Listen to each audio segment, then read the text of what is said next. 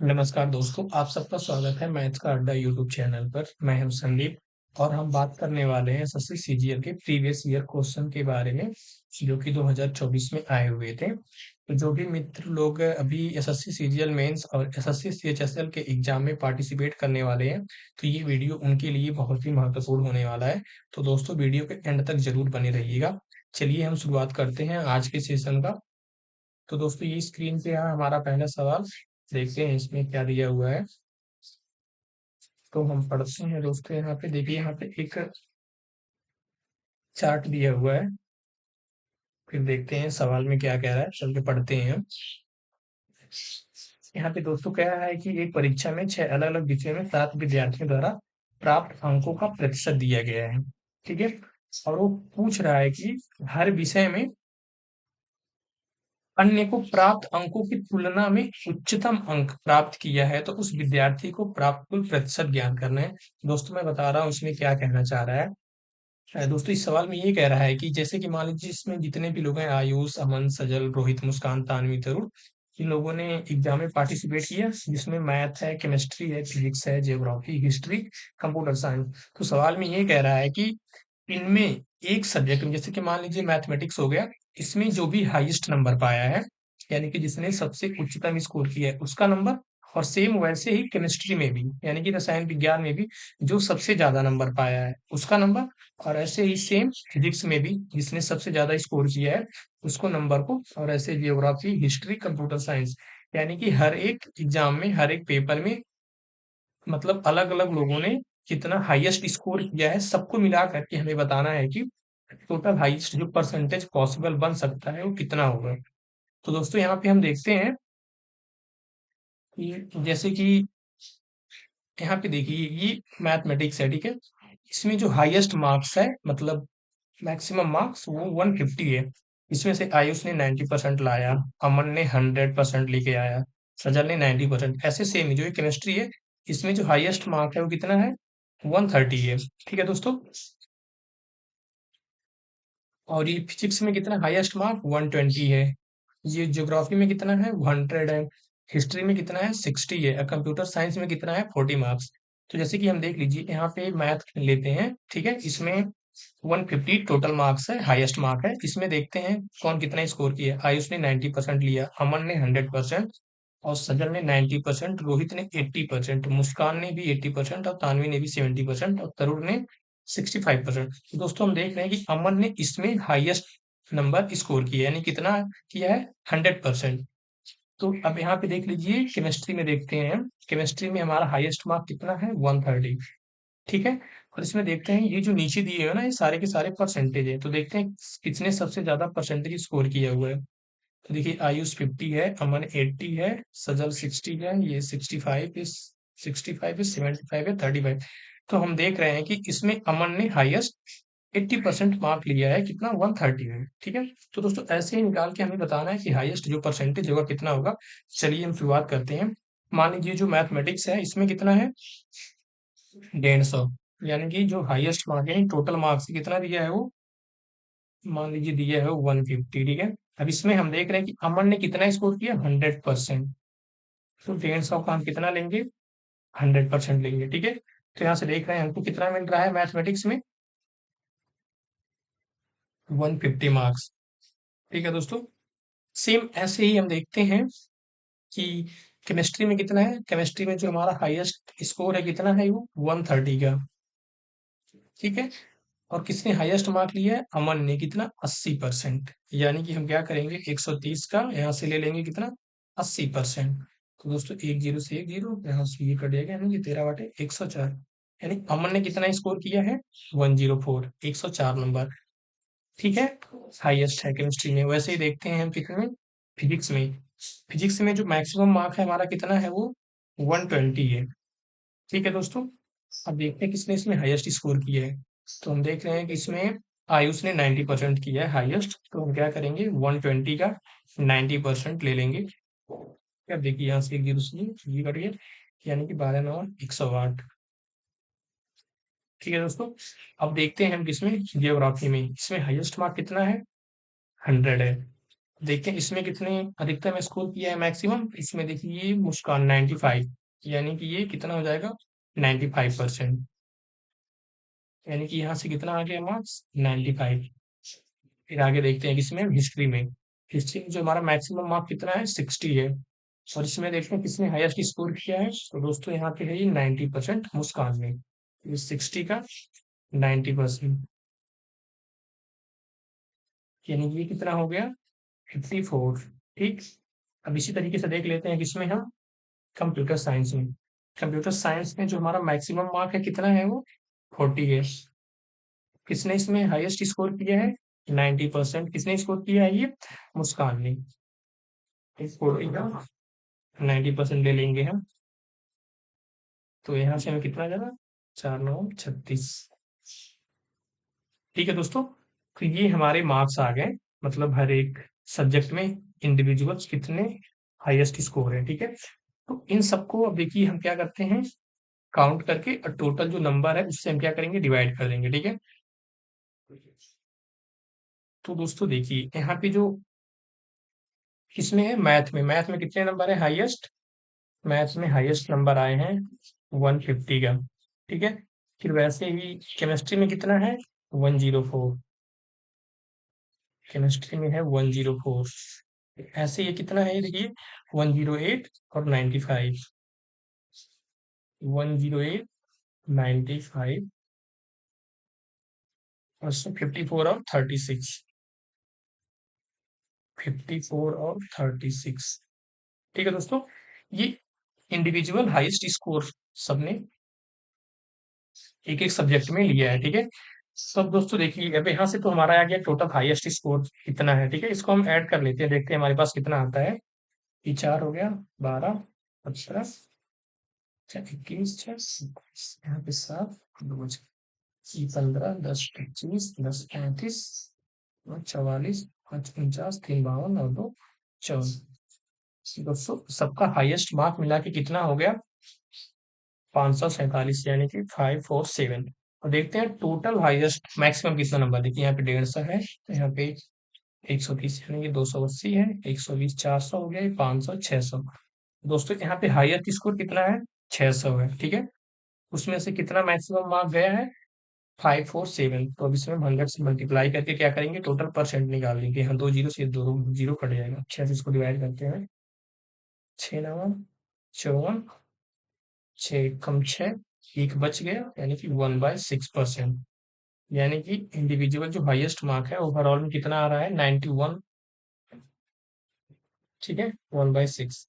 यहाँ पे हमारा ऑप्शन कौन सा हो जाएगा, डी ऑप्शन करेक्ट हो जाएगा। ठीक है दोस्तों, फिर देखते हैं अगले सवाल की तरफ। ये रहा हमारा अगला सवाल, इसमें क्या दिया हुआ है, एक पंसारी है लागत मूल्य पर चावल बेचने का दावा करता है, लेकिन वह 1 केजी के स्थान पे 870 ग्राम के नकली वजन का उपयोग करता है, तो उसका लाभ प्रतिशत बताना है। यहाँ पे दोस्तों देखिए क्या कर रहा है कि जो दुकानदार है वो तो प्रॉमिस करता है कि वो जो उसका सामान है वो कॉस्ट प्राइस पे ही देगा, लेकिन क्या करता है वेट करते टाइम पे 1 केजी की जगह पे वो कितना देता है 870 ग्राम। तो जैसे कि मान लीजिए यहाँ पे ये 1 केजी है, इसमें कितने ग्राम हो गए 1000 ग्राम या 1000 ग्राम हो गया। ठीक है, और ये दे कितना रहा है, दे रहा है सिर्फ 870 ग्राम।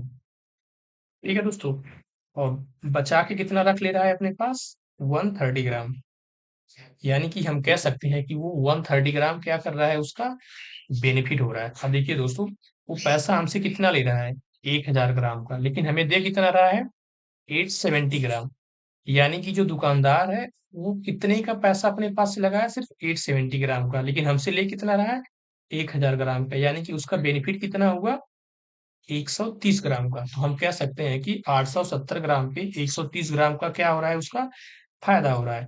तो प्रॉफिट परसेंट निकालने के लिए हम क्या करेंगे, जितना उसका प्रॉफिट हो रहा है तो कितने पे 870 पे, इसको हम क्या करेंगे फिर 100 से मल्टीप्लाई कर देंगे। तो देखिए यहाँ से एक जीरो कट गया, ये हो गया 1300। अब 87 से डिवाइड करेंगे, तो इसको हम ले जाते हैं पहले एक बार में, तो 87 कम 87 3 10 13 30 43, यानी कि 430 हो गया। अब इसको हम मान लीजिए 3 बार करेंगे तो 8 के 24, 430 है, तो 4 बार लेके जाते हैं। तो दोस्तों यहाँ पे जाएगा ये 4 बार में, जैसे कि मान लिया यहाँ पे 430 था, तो कितना हो जाएगा ये 4 बार में, 7 चौके 28, 8 चौके 32, तो 34। कितना बच रहा है, 2 बच गया, 12 में से 4 गया, 8 बच गया। देखिए दोस्तों ये 820 हो गया, ठीक है। फिर यहाँ पे हमने पॉइंट लगाया, तो फिर हमारे पास इधर आ गया 820, यानी कि लगभग अगर जो 50 और होता तो 10 बार में जाता है, यानी कि 9 बार में जाएगा। तो दोस्तों हम देख रहे हैं कि हमारा जो ऑप्शन है इससे मिल रहा है, ठीक है। तो इसको हम कंप्लीट सॉल्व नहीं करेंगे। यहाँ पे जैसे कि देखिए आप 1 बार लेके गए, फिर ये 4 टाइम्स 4 बार, यानी कि जैसे 14 आया तुरंत आप ऑप्शन में देखिए कि किस ऑप्शन में 14 है, तो तुरंत उस पर क्लिक कर दीजिए, ठीक है। फिर ये रहा हमारा अगला सवाल, इसको देखते हैं क्या दिया हुआ है। कह रहा है कि एक आर्टिकल है जिसका मार्क प्राइस कितना है, 550 रुपीज है, और इस पे डिस्काउंट दिया जाता है कितने का, 40% का। तो फिर भी जो सेलिंग प्राइस है वो कॉस्ट प्राइस से 10% मोर है। तो हमें बताना है कि उसका कॉस्ट प्राइस क्या था। ठीक है दोस्तों, तो यहाँ पे ये कह रहा है कि जो उसका अंकित मूल्य था वो कितना है, 550 रुपए है। अब देखिए दोस्तों उस पे वो छूट कितना दे रहा है, 40%। अब देखिए मान लीजिए कि कोई सामान है, अगर जो आप उस पे 40% का छूट दे रहे हैं तो आपको मिल कितना रहा है, यानी कि 60%। ठीक है, तो आपके जेब में कितना आएगा, सिर्फ 60%। अब देखिए यहाँ से ये कभी सी, अब ये 55 × 6 कितना हो जाएगा, यानी कि 330 रुपए। ठीक है, आपके जेब में कितना आया, 330 रुपए। इस सवाल में क्या कह रहा है कि अभी भी जो आपका ये विक्रय मूल्य है, क्रय मूल्य से कितना अधिक है, 10%। यानी कि अगर जो हम सीपी को 100% माने, ठीक है, तो हमारा एसपी कितना है, 110%, क्योंकि 10% अधिक है एसपी सीपी से, ठीक है। अब देखिए यहाँ पे कितना आया है, एसपी 330 रुपए, यानी कि जो ये 110 है इसका वैल्यू कितना है, 330 रुपए। हमसे पूछा क्या है, सीपी की वैल्यू। अब देखिए 110 है तो यहाँ एक जीरो से एक जीरो, ये 11 एक कम 11, और 11 3 33, यानी अगर जो एक की वैल्यू 3 है, तो हम यहाँ से कह सकते हैं कि जो 100 की वैल्यू आएगी कितना हो जाएगी, वो 300, यानी कि जो 100% की वैल्यू होगी कितना हो जाएगा, वो 300। तो दोस्तों हमारा राइट ऑप्शन कितना, 300, यानी कि कौन सा ऑप्शन हो जाएगा, ए हो जाएगा। ठीक, फिर बढ़ते हैं अगले सवाल की तरफ हम। हमारा रहा अगला सवाल ये, इसमें कह रहा है कि मोहन ने 20% पे जो है सिंपल इंटरेस्ट पे, ये 422,092 की राशि क्या किया उसने, उधार लिया, ठीक है, बोरो किया। फिर प्रथम वर्ष की समाप्ति पे वह उधार ली गई मूल राशि की वापसी के लिए 21,679 चुकाता है। यदि मोहन दूसरे वर्ष की समाप्ति पर सभी लंबित बकाया राशि का भुगतान करता है, जिसमें प्रथम वर्ष के दौरान अर्जित ब्याज भुगतान भी शामिल है, तो दूसरे वर्ष की समाप्ति पे कितना भुगतान करेगा। तो दोस्तों सिंपली यह सवाल में ये कह रहा है कि ठीक है, वो जो है 20% जो है वार्षिक ब्याज पे लिया, ठीक है। फिर कह रहा है कि पहले वर्ष के लास्ट में उसने 21,679 रुपए रिटर्न कर लेता है, यानी कि जो दूसरी साल स्टार्ट होगा, दूसरा वर्ष स्टार्ट होगा, उसमें 4,22,000 न रह के इतना उसमें से कम हो जाएगा। तो दोस्तों बता रहा है कि जो पहले वर्ष का ब्याज है वो, और जो टोटल ये उसका मूलधन है, यानी कि प्रिंसिपल अमाउंट है, और सेकेंड वर्ष का जो सेकेंड लास्ट ईयर में जो उसका इंटरेस्ट आ रहा है ब्याज, उससे बारे में पूछ रहा है, टोटल कितना भुगतान करेगा।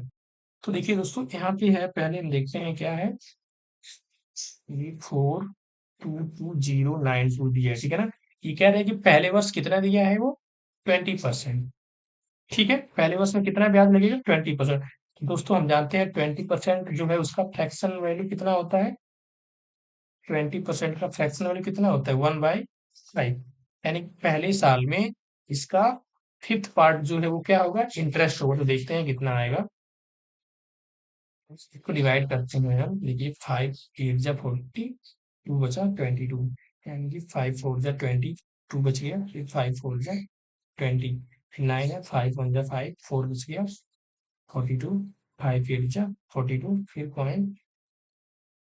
तो दोस्तों ये तो आ गया हमारा फर्स्ट ईयर के लास्ट में, क्या आ गया ये, इंटरेस्ट आ गया, ठीक है ना। इंटरेस्ट आ गया ये फर्स्ट ईयर के लास्ट में। अब देखिए सेकेंड ईयर में क्या हो रहा है, तो वो कह रहा है कि पहले वर्ष के लास्ट में इतना रुपए वो मूलधन में क्या करता है, वापस कर देता है। मूल राशि की वापसी के लिए इतना चुकाता है, यानी कि फिर अब जो दूसरा वर्ष है उसके पास कितने पैसे बचेंगे, देख लीजिए। हम इसको माइनस करते हैं यहाँ से। तो ये 2 है, ये इतना है, तो इसको हम माइनस करेंगे तो हमारे पास कितना आ जाएगा। यहाँ पे 12 में से 9 जाएगा। चलिए ठीक है, यहाँ पे हम लिख के बता ले रहे हैं, देखना ये 4 हो गया, 22092।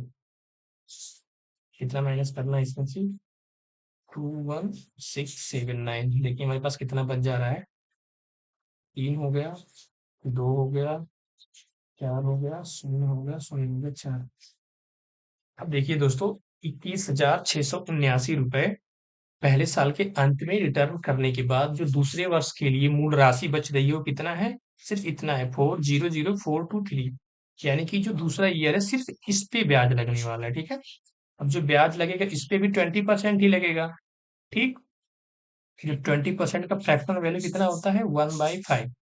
तो हम क्या करेंगे, इसको भी 5 से डिवाइड कर देंगे, तो जो कि हमारा दूसरे वर्ष का भी हमें इंटरेस्ट मिल जाएगा। तो देखिए कितना आता है ये, 5 8 जा 40, जीरो है फिर हमने जीरो लिया, फिर ये पूरा नहीं जाएगा, फिर एक जीरो और लिया, फिर 5 8 जा 42 बच गया, 3 हो गया, तो 5 4 जा 0.6। अब देखिए दोस्तों, ये तो हमारा क्या हुआ, ये दूसरे वर्ष का क्या हो गया, इंटरेस्ट हो गया। और जो ये वाला अमाउंट है ये हमारा क्या है, मूल राशि बची हुई है, और ये दोनों ईयर का क्या है, इंटरेस्ट है, यानी दोनों ईयर का क्या है, ये ब्याज है। हमें बताना है कि टोटल कितना दूसरे वर्ष के लास्ट में उसे रिटर्न करना पड़ेगा। तो हम क्या करेंगे, ये जो फर्स्ट ईयर का इंटरेस्ट आया था उसको ऐड कर लेंगे, और सेकेंड ईयर का भी जो इंटरेस्ट है इसको भी ऐड कर लेंगे, और जो ये हमारी क्या है, प्रिंसिपल अमाउंट है, इसको भी हम क्या करेंगे, ऐड कर लेंगे। तो देखते हैं कितना होता है टोटल।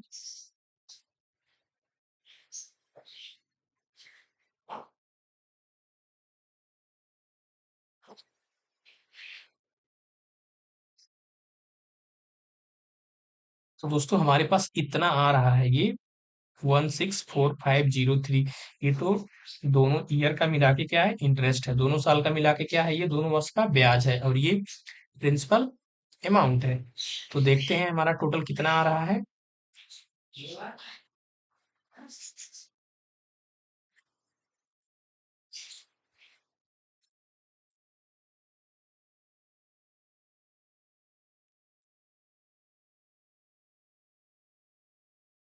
दोस्तों यहाँ पे कुछ गलती हो रही है क्या हमसे, देखते हैं फिर से एक बार हम चेक कर लेते हैं इसको।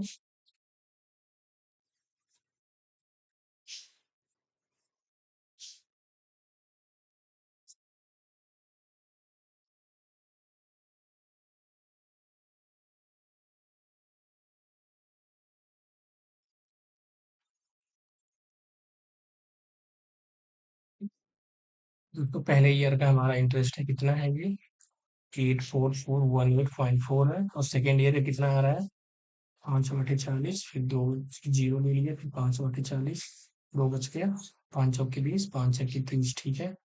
8 4 12, एक 13 के 3, ठीक है। 8 1 9 10 के 0, ये भी ठीक है। 4 1 5 हो गया, ठीक है। 4 है, फिर 8 हो गया। तो दोस्तों इसमें हम ऐड करके देखते हैं ये कितना हो जाएगा, इसको हम अगले स्लाइड पे लेके चलते हैं।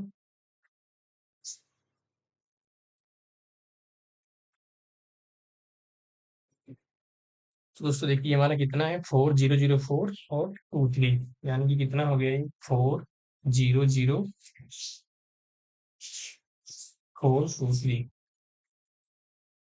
ठीक है, ये तो हमारा प्रिंसिपल अमाउंट है, और इंटरेस्ट कितना है इस पे, 164503। 164503। तो देखते हैं दोस्तों कितना आता है, ये 6 हो गया, ये 2 हो गया, 9 हो गया, ये 4 हो गया, ये 6 हो गया, ये 5 हो गया।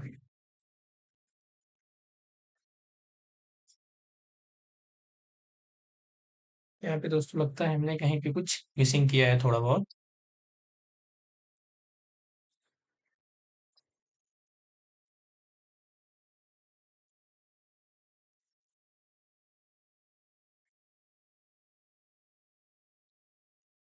यहाँ पे इसको हमने किया है 12 में से 9 जाएगा, 3 बच गया यहाँ पे। तो हाँ दोस्तों, यहाँ पे देखिए हमने थोड़ी सी गलती कर दिया है, ठीक है। जैसे कि देखिए हमने यहाँ से जब एक हासिल लिया था, इधर 12 हो गया था, कैरी लिया था, ठीक है। तो यहाँ बचा कितना, 8। 8 में से 7 जाएगा तो दोस्तों यहाँ पे कितना आएगा, 1 आएगा, ठीक है। कितना हो जाएगा यहाँ पे, 1 हो जाएगा।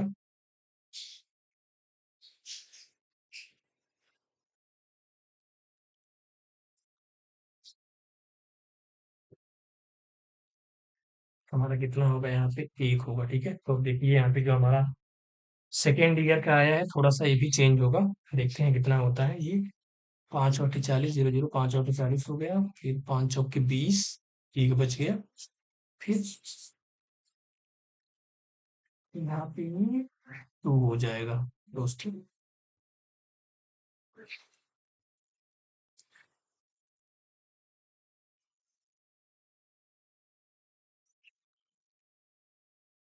आगे दोस्तों कितना हो जाएगा ये, 2 हो जाएगा, बस ठीक है। अब हम ऐड कर लेते हैं टोटल। यहाँ पे दोस्तों फिर कितना आ जाएगा, 1 हो जाएगा, ठीक।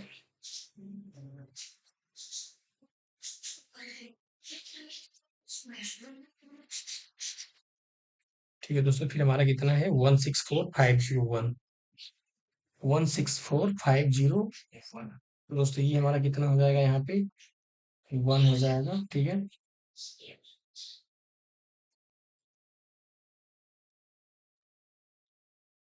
कितना हो जाएगा देखिए, फिर ये यहाँ पे कितना हो जाएगा, ये 4 हो जाएगा।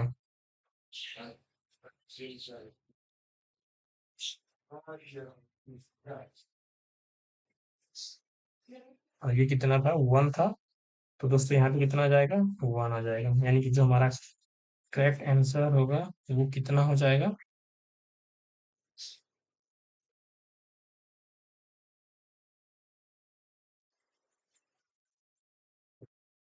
यहाँ पे दोस्तों 1 था, ठीक। देखिए कितना हो जाएगा, 4 हो जाएगा, फिर ये 1, यानी कि 564914। यानी कि दोस्तों हमारा जो ऑप्शन नंबर डी है वो क्या होगा, करेक्ट होगा, ठीक है। फिर बढ़ते हैं अगले सवाल की तरफ हम। अगला सवाल रहा हमारा ये। इसमें दोस्तों देखते हैं क्या दिया हुआ है। इसमें दिया हुआ है कि 3 अलग-अलग विषयों में 3 विद्यार्थियों द्वारा प्राप्त अंकों का प्रतिशत दर्शाया गया है। ये दोस्तों जो है मैक्सिमम मार्क है, ठीक है। ये भी मैक्सिमम मार्क, ये भी मैक्सिमम मार्क, ये भी। और ये जो नीचे दिया हुआ है ये 54%। राम ने हिस्ट्री में 54% स्कोर किया है, मोहन ने 51% और श्याम ने 75%, ठीक है। ये जो हमारे परसेंटेज है और ये जो है वो हाईएस्ट मार्क यानी कि मैक्सिमम मार्क है, ठीक है। तो इसमें देखते हैं क्या कह रहा है। कह रहा है कि यदि परीक्षा उत्तीर्ण करने के लिए इतिहास में न्यूनतम 105 अंक होना चाहिए। दोस्तों इस पे हम ध्यान देंगे। कह रहा है कि अगर परीक्षा में उत्तीर्ण करना है तो ये हिस्ट्री है, ठीक है दोस्तों। इसमें जो है मिनिमम 105 मार्क्स होना चाहिए, ठीक है। तो फिर पूछ रहा है कि कितने विद्यार्थियों परीक्षा में उत्तीर्ण हुए।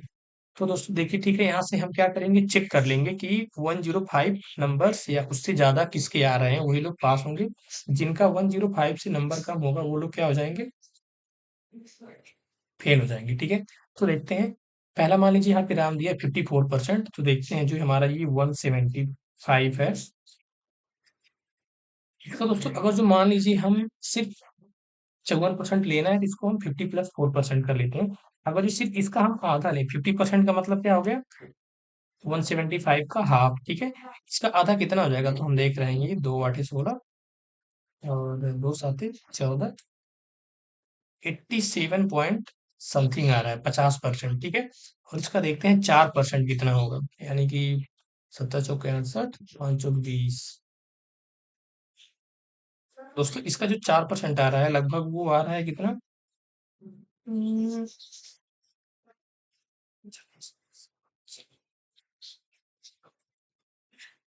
7 आ रहा है, ठीक है। यानी कि 54% है, कितना आ रहा है वो टोटल। यहाँ पे हम शायद ऐड कर लेंगे, मिला जुला के कितना आ जा रहा है ये। ये 5 हो गया, ये 4 हो गया, 9। देख रहे हैं दोस्तों कि जो हमारा ये 54% है वो भी क्या है, 105 से कम आ रहा है, ठीक है ना। जो 54% है कितना है, 94.5, यानी कि 94.5, जो कि 105 से कम है। यानी कि 154 वाला तो, सॉरी, ये जिसका 54% है वो तो फेल हो गया।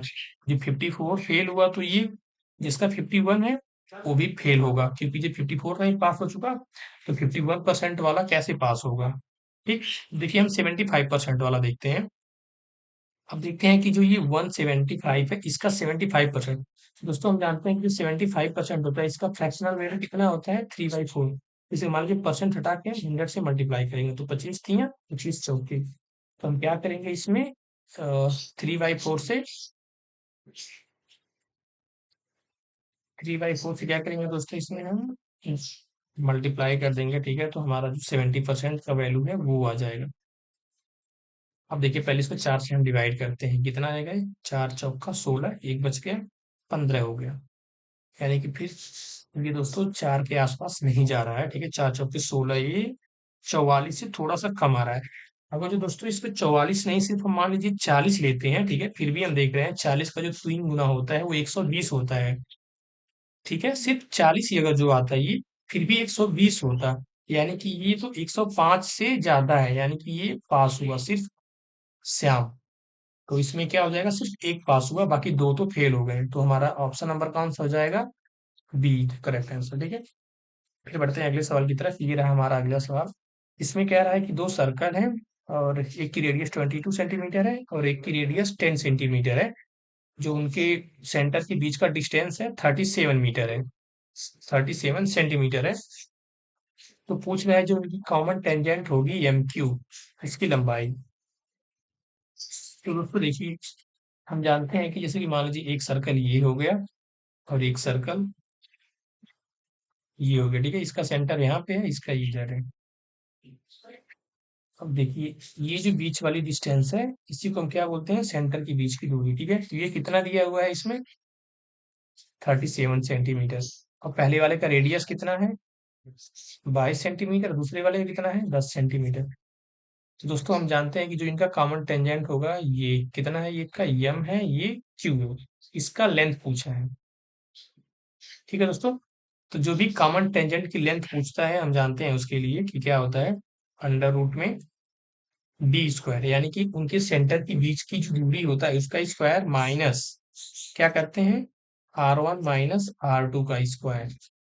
यानी कि जो उनके रेडियस है, उनके जो डिफरेंस आता है उसका स्क्वायर लेते हैं। ठीक है, अब देखिए यहाँ पे डी हमारा कितना है, 37 का स्क्वायर, माइनस R1 कितना है, 22, और R2 कितना है, 10 है। ठीक है, फिर इसका स्क्वायर, इसका फिर हम क्या करेंगे, अंडर रूट ले लेंगे। ठीक है दोस्तों, फिर देखिए हमें यहाँ से क्या मिल रहा है, ये तो 37 है। ठीक है, यहाँ पे देखिए कितना हो जा रहा है, 22 में से 10 जाएगा, 12 बचेगा, इसका स्क्वायर, और ये कितना है, 37 का स्क्वायर।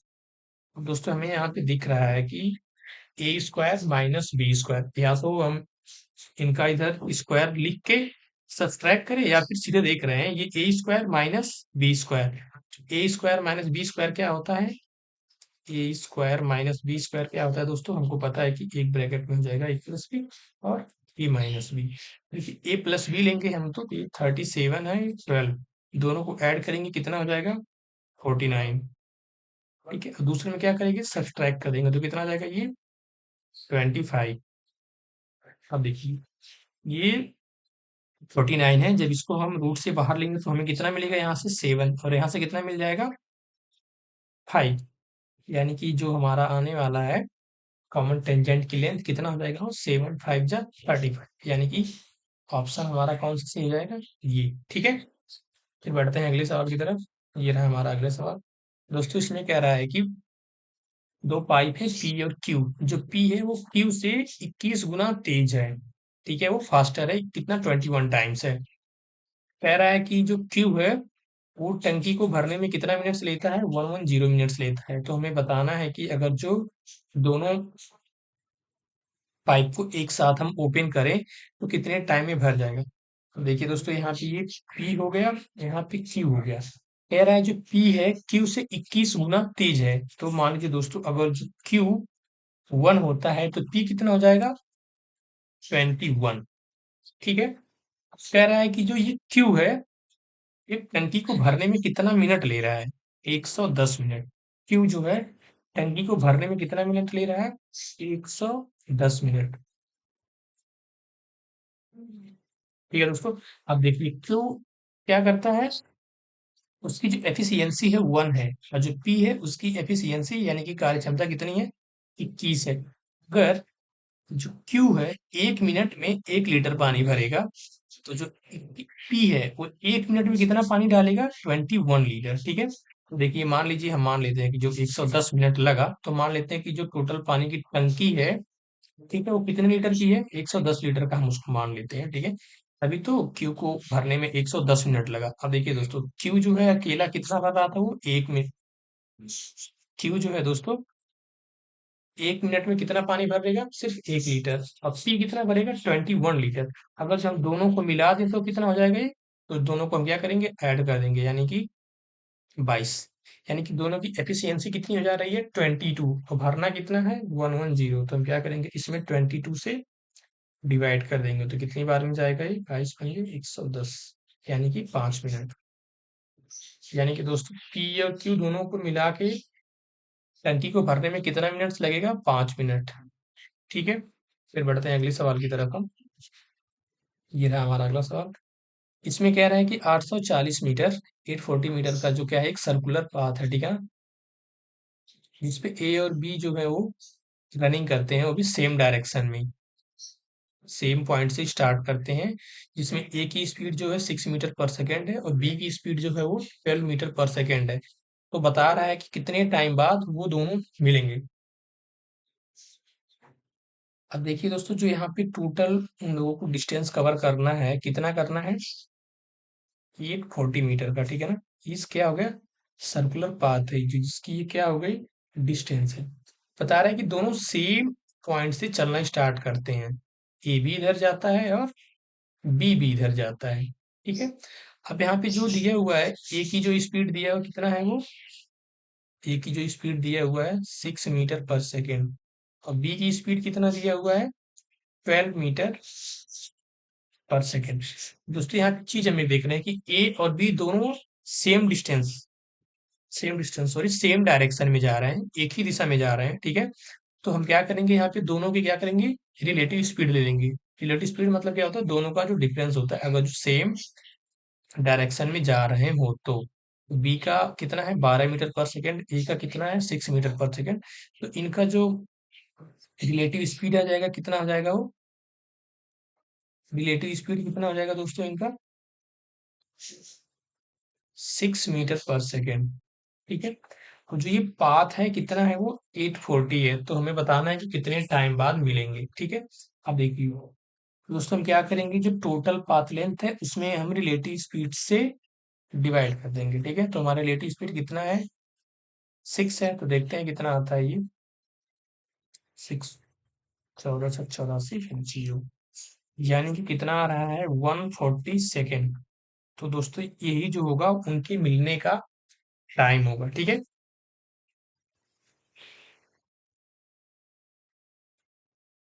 यानी कि हमारा जो है ऑप्शन नंबर सी होगा, वो करेक्ट होगा। ठीक है दोस्तों।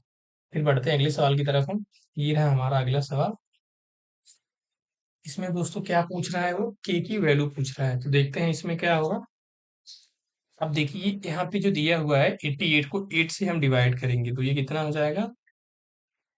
11, यानी कि कितना हो गया वो? 11 के, ठीक है, -3 × 3 = 9 हो गया। अब नीचे आते हैं, नीचे कितना है ये? दोस्तों यहाँ पे थोड़ी सी मिसिंग है, यहाँ पे स्क्वायर होना चाहिए। ठीक है। तो अब देखिए ये कितना होगा? 6 का स्क्वायर 36, और ये 7×5 = 35। जब 36 में से हम 35 को माइनस करेंगे, यानी कि 35 को घटाएंगे 36 से, कितना बचेगा हमारे पास? एक बचेगा। प्लस का क्या है? के स्क्वायर। अब यहाँ पे दोस्तों कितना आ गया बराबर में? एक आ गया।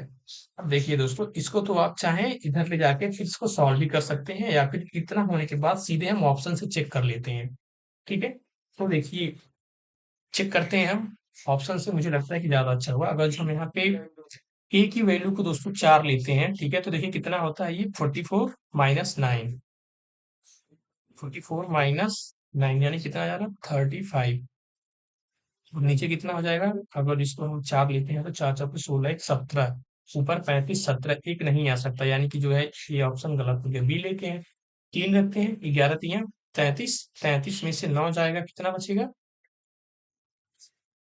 तो देखिए दोस्तों, यहाँ पे 33 है, फिर यहाँ से हम 9 सब्ट्रैक्ट करेंगे तो हमारे पास कितना आ जा रहा है, ये 24। और नीचे कितना हो जाएगा, तीन तरीक का 9 10, यहाँ से भी नहीं आ रहा है एक, यानी कि ये भी क्या हो गया गलत। अब यहाँ पे के की जगह पे हम 1 लेंगे, तो ये 11 में से 9 गया, 2 बच गया। और यहाँ पे 1 लिया, 1 का स्क्वायर 1 ही होगा, तो 1 + 1 2, ऊपर भी 2 नीचे भी 2, यानी कि ये आ गया 1। यानी कि दोस्तों हमारा क्या होगा, ये ऑप्शन सही होगा। इसको भी हम रख के चेक कर सकते हैं। अब ये 2 को लिया तो हमारा कितना हो जाएगा, 11 दूना 22, 22 में से जब हम 9 को घटाएंगे तो हमारे पास कितना बचेगा 13। और यहाँ पे कितना होगा, 2 2 दूनी 4 1 5, 13/5 तो एक आएगा नहीं, यानी कि ये भी ऑप्शन गलत है। तो दोस्तों अगर जो ऐसा सवाल कहीं पे हमें दिखे ऐसे करके, तो हम तुरंत क्या करेंगे, ऑप्शन से चेक कर लेंगे, ठीक है। बढ़ते हैं अगले सवाल की तरफ। ये रहा अगला सवाल हमारे पास ट्रिग्नोमेट्री का, इसमें वैल्यू पूछ रहा है। तो दोस्तों देखते हैं क्या है, यहाँ पे देखिए दिया है cos 29, cos square 29 degree plus cos square 61 degree.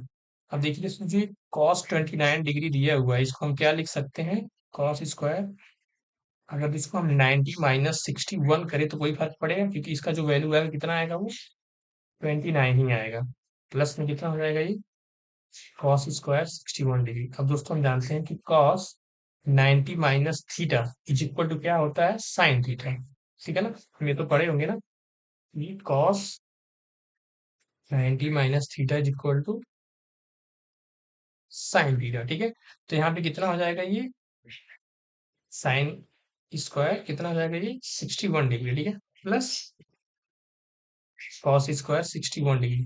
अब दोस्तों एक चीज हमने और भी पढ़ा है क्या, कि sine square theta plus cos square theta is equal to 1। तो थीटा की वैल्यू कुछ भी हो, अगर जो दोनों में सेम है तो उसकी वैल्यू हमेशा कितनी होगी, 1।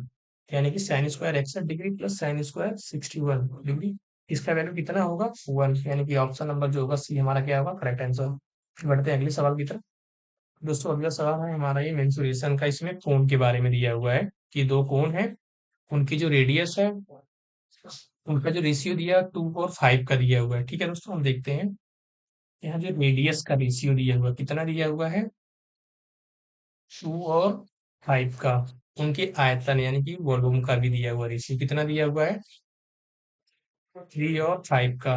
तो पूछ क्या रहा है, उनकी हाइट के बारे में पूछ रहा है, जिनकी हाइट का रेशियो के बारे में पूछ रहा है। तो दोस्तों हम जानते हैं जो हमारी ये कोण होती है उसका जो आयतन होता है कितना होता है, कोण का आयतन वॉल्यूम कितना होता है, 1/3 पाई r स्क्वायर h, ठीक है दोस्तों। तो यहाँ पे हम देखते हैं, इसको r1 कर लेंगे, इसको h1 कर लेंगे,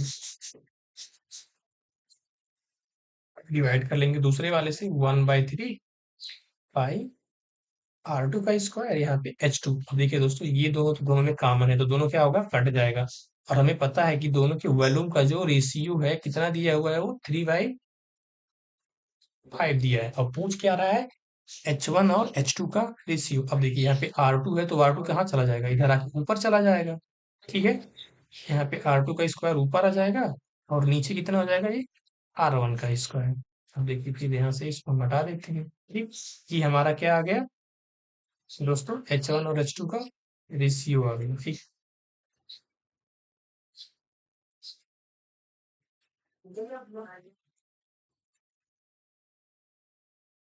दोस्तों क्या आ गया हमारा, H1 और H2 का रेशियो। अब देखते हैं वो वैल्यू पुट करके, R2 जो हमारा कितना हो जाएगा, ये तो R1 और ये R2, R2 कितना है 5 है, यानी कि हम देख रहे हैं 3 × 5 × 5 डिवाइड में कितना करेंगे, ये 5 है।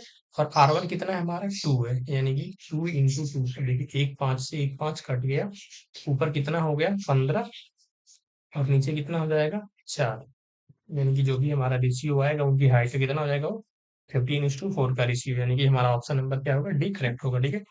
बढ़ते हैं अगले सवाल की तरफ। ये भी दोस्तों हमारा अलजेब्रा से है, इसमें देखते हैं क्या करना है हमें।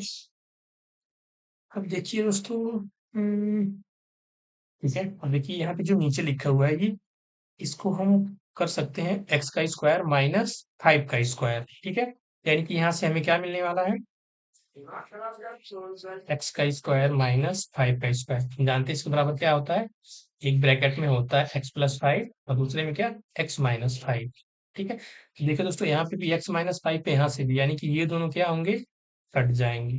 ठीक है, अब हमारे पास बचा कितना, x³ plus 15x² plus 75x plus 125। नीचे कितना आ गया हमारे पास, x+5। और दोस्तों एक चीज हमें यहाँ पे और देख रहे हैं, हमें जो दिख रहा है ये एक्स का क्यूब है, ये कितना है, 5 का क्यूब है। अब ये कितना हो जाएगा, फिर उस हिसाब से देखें तो 3, फिर 5 का स्क्वायर इंटू एक्स। ठीक है, और ये कितना हो जा रहा है, 3 हो जा रहा है, 5 हो जा रहा है और एक्स हो जा रहा है। यानी कि दोस्तों जो ऊपर वाला चीज दिख रहा है हमें, वो क्या दिख रहा है, x+5 का होल क्यूब। ऊपर वाला जो पार्ट है हमें क्या दिख रहा है, वो x+5 का होल क्यूब। क्योंकि दोस्तों हम जानते हैं इसके सूत्र क्या होता है, एक तो हो जाएगा ए की क्यूब प्लस बी की क्यूब, बी की जगह पे कितना है, 5 है वो, plus 3a² B, 3a² B, x² into 5 plus 3a b²। दोस्तों हमारे पास ये देखिए 3, यहाँ पे देखते हैं कितना आ जा रहा है, ये एक्स का क्यूब हो गया प्लस ये 5 का 125 हो गया, फिर प्लस ये 3 5 15, x² हो गया, ये कितना हो गया, 5 25 25 तियां 75, यानी कि 75x। अब दोस्तों देख रहे हैं जो यहाँ पे दिए हुए है x³ प्लस 15x², देखिए यहाँ पे 15x² है, प्लस 75x प्लस 125, ये क्या है, x+5 का होल क्यूब है। यानी कि ऊपर की जगह पे हम क्या लिख सकते हैं, x+5 का होल क्यूब, नीचे कितना आ जाएगा, x+5। अब देखिए x+5 से एक 5 कट जाएगा, ठीक है ना, यहाँ पे एक क्यूब है तो एक कट जाएगा, तो फिर बचेगा ओवरऑल कितना हमारे पास, x+5 का होल स्क्वायर, ये बचेगा। तो इसको एक्सपेंड करेंगे कितना हो जाएगा, a² यानी कि x² प्लस 5 का स्क्वायर 25 प्लस 2ax, यानी कि ऑप्शन नंबर जो डी होगा हमारा करेक्ट आंसर होगा। इसको हम जब बाहर निकालेंगे कितना हो जाएगा, x² प्लस 25 प्लस 2 5 10x। ठीक है दोस्तों, यानी कि जो हमारा ये ऑप्शन डी है वही क्या होगा, करेक्ट आंसर होगा। ठीक है, फिर बढ़ते हैं अगले सवाल की तरफ। ये रहा हमारा अगला सवाल, ये भी हमारा ट्रिग्नोमेट्री से लिया गया है। इसमें देखते हैं, अब देखिए दोस्तों यहाँ पे जो ये दिख रहा है sin² 30 डिग्री। ठीक है, हम जानते हैं sin² 30, यानी sin 30 का मान कितना होता है, 1/2। तो यहाँ पे स्क्वायर है तो 1/2 का क्या हो जाएगा, ये स्क्वायर हो जाएगा। ठीक, अब देखिए एक तो यहाँ पे ले लेते हैं ये sin² 45, एक sin² 45। ठीक है, अच्छा जो जो हम लिखते जा रहे हैं उसको काट देते हैं ऐसे करके, ये करके। अब देखिए कितना sin 45 का वैल्यू कितना होता है, 1/√2, 1/√2, लेकिन ये 2 बार है, तो 1/√2 का हम क्या कर लेंगे, स्क्वायर कर लेंगे। ठीक है, यानी कि इसको भी ले लिया। अब हमारे पास बचा कितना, ये देखिए ये कितना है, sin² 55, एक तो यहाँ पे है sin² 40 और ये sin² 50, दोनों माइनस का है। ठीक है, और यहाँ पे क्या बच रहा है, ये sin² 35 है, sin² 55 है। अब दोस्तों हम देखिए क्या करेंगे, यहाँ पे मान लीजिए ये 55 दिया हुआ है, इसको हम क्या लिख सकते हैं, 90 माइनस,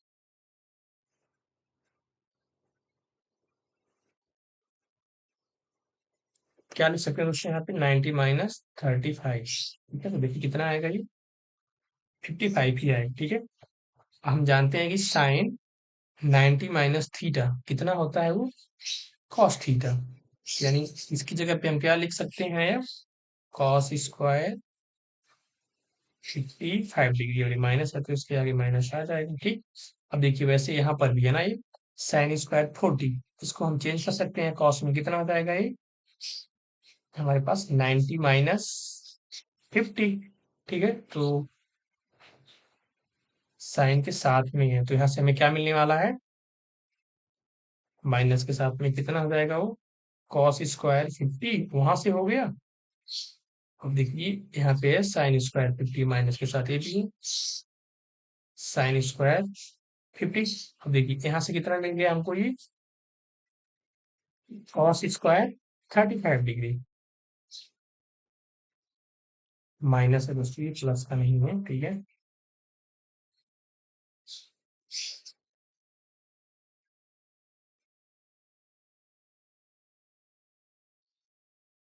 ये माइनस का कॉस स्क्वायर 35 डिग्री। देखिए यहाँ पे है ये भी, कितना है ये साइन स्क्वायर का, माइनस का साइन स्क्वायर 35 डिग्री, ठीक है। अब लास्ट में हमारे पास कितना बचा है ये साइन स्क्वायर 60 डिग्री। हम जानते हैं साइन जो 60 डिग्री होती है उसकी वैल्यू कितनी होती है दोस्तों, √3/2 का स्क्वायर कर लेंगे, ठीक है। अब देखिए, अगर जो हम यहाँ से माइनस कॉमन लेते हैं, ठीक है ना, माइनस कॉमन ले लें, इसकी बात कर रहे हैं, तो क्या बचेगा ये cos square 50 minus sine square 50, यानी कि cos square theta plus sign square theta, तो जिसकी वैल्यू कितनी होती है 1 होती है, ठीक है दोस्तों। कितनी होती है इसकी वैल्यू 1। और वैसे देखिए यहाँ पर भी माइनस कॉमन ले लेंगे हम, तो अंदर कितना बचेगा cos स्क्वायर 35 साइन स्क्वायर 35, यानी कि sine square theta plus cos square theta, तो इसका भी वैल्यू कितना हो जाएगा, माइनस तो है 1, ठीक है। अब देखिए टोटल हम क्या मिल गया यहाँ से 1/2, यानी कि 1/4 हो गया। देखिए यहाँ से रूट है, स्क्वायर हटाएंगे तो ये रूट हट जाएगा, तो 1/2 × 2 दोनों क्या होंगे कट जाएंगे, बचेगा कितना ओवरऑल 1 बचेगा। अब देखिए यहाँ से कितना है ये -1, ये कितना है -1, ये कितना हो जाएगा, रूट जब हटेगा तो स्क्वायर हटाएंगे तो कितना हो जाएगा, यहाँ से रूट हट जाएगा 3 और नीचे इसका स्क्वायर हो जाएगा, यानी कि ये कितना प्लस के साथ 3/4। अब देखिए दोस्तों, एक प्लस था एक माइनस दोनों कट गए, अभी 1/4 और ये 3/4, दोनों में के कितने हो जाएंगे ये एक हो जाएंगे, तो -1 प्लस एक, ये दोनों कट गए, यानी कि ओवरऑल लास्ट में हमारे पास कितना आ गया 0। हमारा कौन सा ऑप्शन हो जाएगा सी, ठीक है। अब बढ़ते हैं अगले सवाल की तरफ। अगला सवाल रहा ये, इसमें डिविजिबिलिटी के बारे में पूछ रहा है, ठीक है। तो पूछा है कि 6 से विभाज्य हो तो उसके लिए के का मान चाहिए। जैसे कि दोस्तों हम जानते हैं जो ये 6 है, ठीक है ना, ये किससे किससे मिलके बना है 2 से और 3 से, तो यानी कि जो ये, ठीक है, नंबर है वो 2 से भी डिविजिबल होना चाहिए और 3 से भी। और दोस्तों हम जानते हैं 2 से डिविजिबल होने के लिए लास्ट में कितना आना चाहिए, लास्ट में वो तो इवन नंबर हो, यानी कि 0 2 4 6 8, ठीक है। 3 से डिवाइड होने के लिए क्या है, जो ये डिजिट है इसका जो सम है वो 3 से डिवाइड होना चाहिए, तो देखते हैं। यहाँ पे ऑप्शन में देख रहे हैं सभी के सभी जो है वो इवन नंबर है, यानी सभी के सभी 2 से डिवाइड है। फिर चेक करते हैं 3 से, इसका हम सम करके देखिए, 2 और 1 3, ये तो 3 से डिवाइड हो गया, लेकिन 9 है ना, ये भी 3 से डिवाइड हो जाएगा, 7 to 9 ये भी 3 से डिवाइड हो गया, यानी कि 4 बच गया सिर्फ हमारे पास, कितना बच गया 4 और की। अब दोस्तों हमें बताना है के की हम कौन सी वैल्यू लें जो कि हमारा क्या है वो 3 से डिवाइड हो। तो देखिएगा जो हम 6 लेंगे यहाँ पे के की जगह पे, 6 4 10 हो जाएगा, 3 से डिवाइड नहीं होगा, यानी कि ऑप्शन नहीं होगा।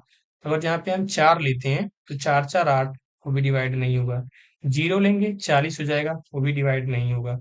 और जो 2 लेते हैं तो यहाँ पे तो कितना हो जाएगा 42, यानी कि 4 और 2 6, जो कि 3 से डिवाइड हो गया, यानी कि ऑप्शन कौन सा हो जाएगा हमारा डी। यानी यहाँ पे के की वैल्यू कितना लेंगे हम 2 लेंगे, ठीक है दोस्तों। फिर बढ़ते हैं अगले सवाल की तरफ। ये रहा हमारा अगला सवाल, ये भी हमें ट्रिग्नोमेट्री से है, देखते हैं इसमें क्या है। इसमें दोस्तों दिया हुआ है cosec theta is equal to 5/3, तो वैल्यू पूछ रहा है क्या होगा। अब देखिए दोस्तों, या तो हम क्या करते हैं ट्रायंगल बना के एंगल्स रख के, ठीक है, उसके बाद से हम क्या करेंगे वहां पे तीनों साइड्स निकाल लेंगे, फिर वैल्यू पुट करके वैसे भी कर सकते हैं, या तो हम देखिए ऐसे भी कर सकते हैं। देखिए जी सेक स्क्वायर थीटा है उसको हम क्या लिख सकते हैं 1/cos स्क्वायर थीटा, ये माइनस का 1 है, ठीक है। और ये कितना है कॉट स्क्वायर थीटा, हम जानते हैं कितना होता है ये कॉस स्क्वायर थीटा हो जाएगा divide by sine square theta. अब देखिए दोस्तों यहाँ पे फिर है क्या 1 है, कॉट स्क्वायर थीटा को हम क्या लिख सकते हैं cos square theta divide by sine square theta. अब देखिए दोस्तों जब यहाँ पे हम एक में जोड़ेंगे तो ये कितना हो जाएगा ऊपर चला जाएगा, ठीक है। तो ये कितना हो जाएगा sign square theta plus cos square theta divide by sine square theta.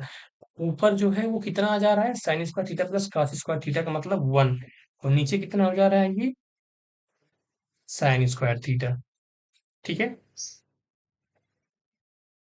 ठीक है दोस्तों।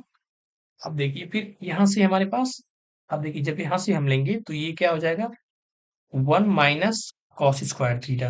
1 - cos² थीटा, हम जानते हैं कि 1 - cos² जो थीटा होता है वो किसके बराबर होता है, 1 - cos² थीटा sin² थीटा के बराबर होता है। तो ये कितना हो जाएगा, sin² theta divide by cos² theta. अब यहाँ पे फिर कितना है ये, cos² theta divide by sin² theta. हम देख रहे हैं, देखिए cos से cos कट गया, sin से sin कट गया, ठीक है, 1/sin² थीटा बचा। तो ये किसके बराबर होता है,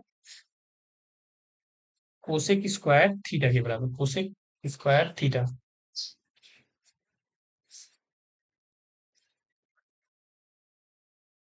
ठीक है दोस्तों, तो ये जो बच गया हमारे पास कितना आ गया, 1/sin² थीटा, जो कि क्या होता है वो कोसेक² थीटा। कोसेक² थीटा, अब हमें कोसेक थीटा का वैल्यू पता है कितना है, 5/3। तो उसके स्क्वायर का भी निकाल लेंगे हम, 5/3 का स्क्वायर कर लेंगे, कितना हो जाएगा ये, 5 का 25 और 3 का 9।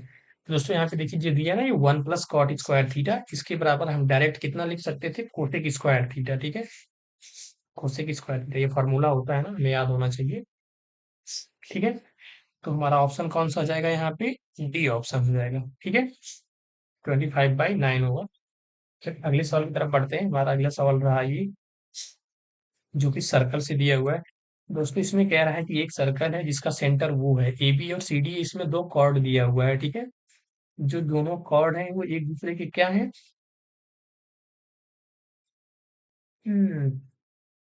पैरेलल कॉर्ड है। ठीक है, फिर उसके बाद फिर क्या दिया है, जो ए बी है कॉर्ड, उसकी जो लेंथ है 10 सेंटीमीटर है, और जो दूसरा कॉर्ड सी डी है उसका लेंथ कितना दिया है, 24 सेंटीमीटर। तो ठीक है दोस्तों, तो हम बनाते हैं, देखते हैं। तो मान लीजिए कि ये एक सर्कल हमने लिया। ठीक है, फिर क्या कह रहा है कि यहाँ पे मान लीजिए जो ये सेंटर हो गया ओ, ठीक है दोस्तों, ये सेंटर कितना हो गया हमारा, ओ हो गया। अब कह रहा है दो कॉर्ड है, तो देखिए दोस्तों जो कॉर्ड बड़ी होगी वो किधर होगी, सेंटर के पास। तो यहाँ पे सी डी जो कितना दिया है वो 24 सेंटीमीटर, तो सी डी इसके भी सेंटर के पास में, यहाँ पे सी हो गया, ये डी हो गया। और दूसरा कॉर्ड जो है सेम सी डी के पैरेलल है, कौन सा है, ए बी, ये कितना दिया हुआ है, 10 सेंटीमीटर। देखिए दोस्तों जब सेंटर से हम मिलाएंगे इन दोनों को, ठीक है, इस करके, ये तो 10 था तो 5 5 हो जाएगा, फिर ये कितना हो जाएगा, 12 12 हो जाएगा। ठीक है, इसमें 24 था, तो देखेंगे सी से हम ओ को मिला देंगे तो हमारा क्या हो जाएगा, रेडियस। ए से भी ओ को मिला देंगे, हमारा वो भी क्या होगा, रेडियस होगा। ठीक है दोस्तों, तो यहाँ पे क्या दिया हुआ है कि जो ये ओपी जो है वो ए बी की लंबवत है, ओपी, यानी कि यहाँ पे ये पॉइंट सी हो गया, और ओ क्यू जो है वो सी डी के परपेंडिकुलर, तो यहाँ पे क्या हो गया, क्यू। अब दोस्तों इसमें क्या दिया, जो पी क्यू है इसकी डिस्टेंस कितना दिया हुआ है वो 7 सेंटीमीटर। तो पूछ क्या रहा है, हमें बताना है कि इसका व्यास, यानी कि त्रिज्या, यानी कि निकाल लें उसका, फिर हम डबल कर देंगे तो हमारा क्या हो जाएगा, डायमीटर। इसमें डायमीटर को पूछ रहा है। अब देखो दोस्तों यहाँ पे हम क्या करते हैं, इसको हम एक्स मान लेते हैं। ठीक है, ये वाली दूरी ओ से क्यू तक की। अब देखिए यहाँ से जो ओ सी क्यू में हम देखते हैं कि जो ये ओ सी है हमारा क्या है, वो त्रिज्या है, क्या है वो, हमारी रेडियस है। तो यहाँ पे हम लिख सकते हैं ना, ओ सी का स्क्वायर, ये हमारी रेडियस है, इसको हम आर स्क्वायर मान लेते हैं। ओ सी बराबर हम क्या मान लेते हैं, आर मान लेते हैं। तो देखिए जो ओ सी है वो रेडियस है, आर है, तो ये ओ ए भी रेडियस है, तो ए भी कितना होगा, आर होगा। ठीक है, तो अब हम क्या करते हैं, सीधे यहाँ से पाइथागोरस थ्योरम लगा के सीधे हम रेडियस निकालते हैं। ठीक है, तो देखिए दोस्तों क्या आ जाएगा, यहाँ पे पहले वाले केस में लेते हैं, वो कितना है, आर स्क्वायर बराबर ये कितना है, 12 का स्क्वायर। 12 का स्क्वायर कितना होता है, हम जानते हैं कि 144। ठीक है दोस्तों,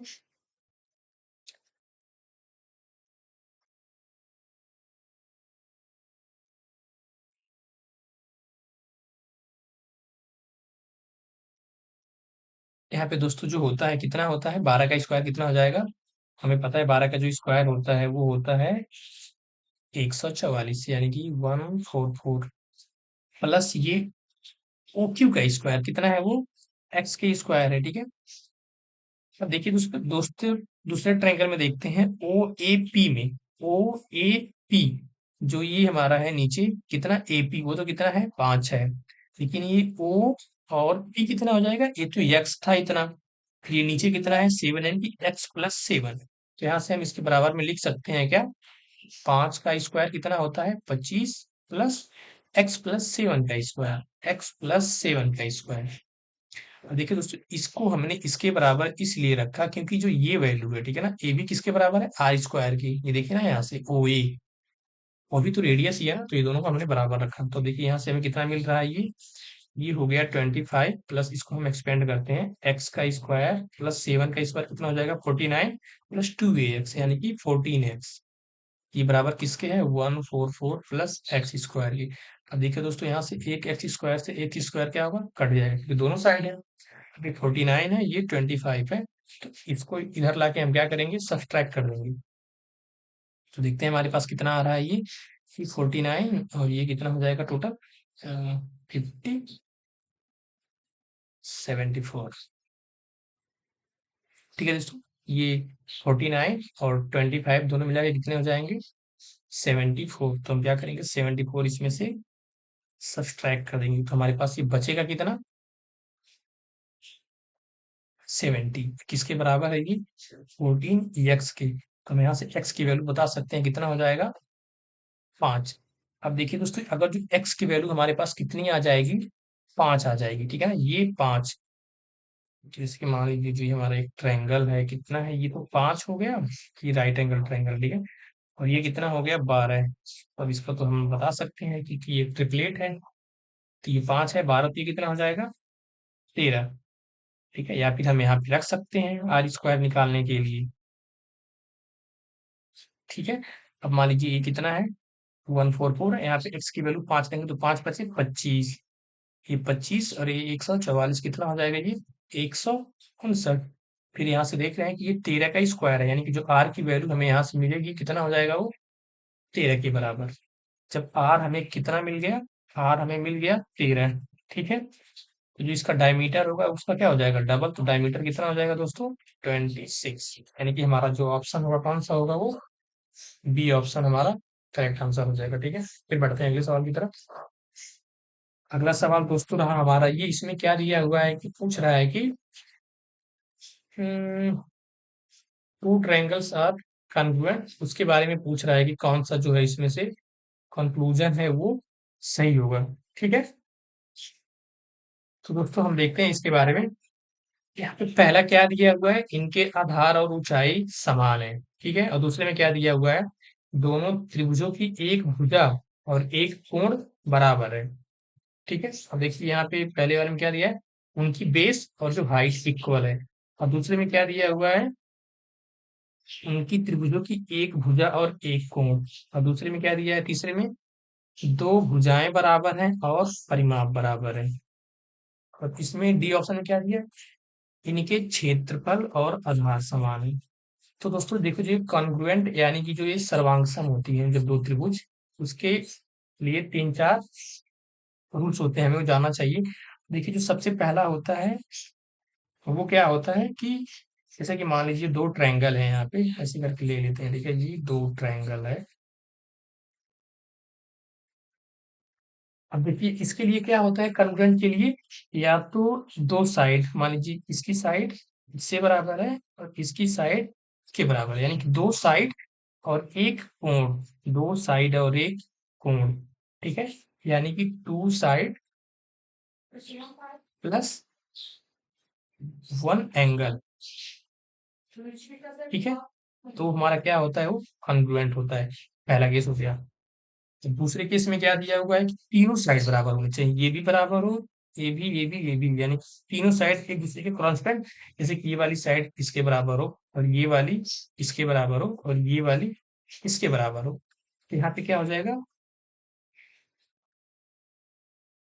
थ्री साइड्स जो है वो इक्वल हो, यानी कि तीनों जो साइड है वो बराबर हो, ठीक है। और थर्ड कंडीशन क्या हो जाएगा, देखिए पहले कंडीशन में हमने लिया था ना दो साइड वन एंगल, तो थर्ड कंडीशन में हमारा क्या हो जाएगा two angles plus one side, यानी कि मान लीजिए ये कोण इसके बराबर है और ये वाला कोण इस कोण के बराबर है, ठीक है। और एक साइड जो है वो दोनों आपस में बराबर हो तो भी जो होता है हमारा वो कन्ग्रुएंट होता है, ठीक है। अब हमारा आ गया फोर्थ कंडीशन। जो फोर्थ कंडीशन में क्या दिया हुआ है कि तीनों एंगल्स बराबर हों, यानी कि ये वाला एंगल इसके बराबर हो और ये वाला एंगल इसके बराबर हो, ये वाला एंगल इसके बराबर हो, और साथ साथ में तीनों का जो पेरीमीटर है वो भी बराबर हो, ठीक है। तो दोस्तों यहाँ पे देखिए, जो ऐसा तो कुछ है नहीं, तो ये वाला जो ए ऑप्शन नहीं होगा, ठीक है। जो बी ऑप्शन में क्या दिया है, त्रिभुज की एक भुजा और एक कोण, एक भुजा एक कोण नहीं, दो भुजा एक कोण या दो कोण एक भुजा होता तब हो जाता। तीसरे में दिए कि इनकी दो भुजाएं बराबर है और परिमाप समान है। अब देखिए दोस्तों, जब दो भुजाएं बराबर है उनका परिमाप समान है तो हम कह सकते हैं कि जो तीसरी भुजा है वो भी ऑटोमेटिकली क्या होगी, बराबर ही होगी। जैसे कि मान लीजिए दो त्रिभुज लेते हैं, एक है ए बी सी और दूसरे देखिए दो भुजा बराबर दिए हैं, तो ए बी, यहाँ पे मान लीजिए डी। तो कह रहे हैं कि इनका परिमाप, परिमाप क्या होता है, तीनों भुजाओं का योग होता है। अब देखिए ए बी इसमें, ए बी इसमें, तो ऑटोमेटिकली हम कह सकते हैं जब परिमाप बराबर है तो सी और डी भी बराबर है, यानी कि तीनों भुजाएं क्या है, इक्वल है। तो जो हमारा ये सेकंड वाला है, थ्री साइड्स इक्वल, ये उसको फॉलो कर रहा है, यानी कि जो हमारा ऑप्शन नंबर सी होगा ये क्या हो जाएगा, करेक्ट आंसर हो जाएगा, ठीक है। बढ़ते हैं दोस्तों अगले सवाल की तरफ। ये भी हमारा किसी अलजेब्रा है। इसमें भी हम देख रहे हैं कि जो ऊपर दिया हुआ कितना, एक्स स्क्वायर माइनस नाइन, यानी कि जो नाइन है इसको हम कितना लिख सकते हैं, थ्री का स्क्वायर, यानी कि जो हमारा ऊपर आ जाएगा क्या हो जाएगा, ये एक्स का cube minus x, sorry x square, कितना हो जाएगा दोस्तों, ये ऊपर हमारा एक्स का स्क्वायर होगा, ठीक है। एक्स का स्क्वायर माइनस तीन का स्क्वायर, यहाँ पे भी दोस्तों ये क्या है, ठीक है, यहाँ माइनस रहेगा, छूट गया है।